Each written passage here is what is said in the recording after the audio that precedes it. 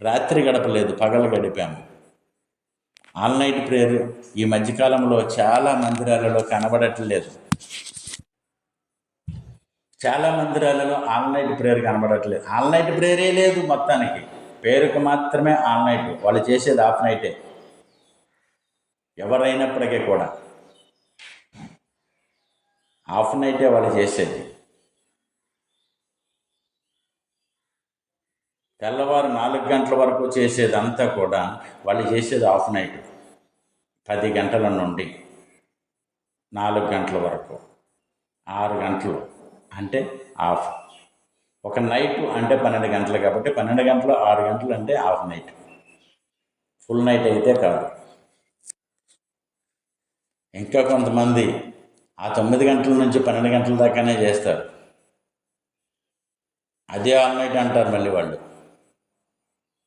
ప్రియులారు గమనించండి, అక్కడ మనం మాట్లాడేదానికి, మనము చేసేదానికి, మనము చేస్తున్న ప్రార్థనకి, ఇక్కడ వాక్యం సెలవిస్తున్నటువంటి ఈ మాటకు ఏమైనా పొంతన కలుస్తుందా? పరిశుద్ధ గ్రంథము మనకు చెప్పినది చెప్పినట్లు పాటించాలి. ప్రతిదీ కూడా పాటిస్తేనే అది పరిపూర్ణం అవుద్ది, లేక పాటించకపోతే అది పరిపూర్ణం అవ్వదు.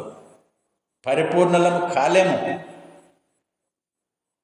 పరిపూర్ణలం అయ్యామని అనుకుంటాం అంతే, మనము మన తృప్తి అంతే తప్ప పరిపూర్ణలమైతే కాలేము. విశ్వాస సహితమైనటువంటి ఆ యొక్క జీవితము కావాలి. ఆజ్ఞను అనుసరించే జీవితము కావాలి.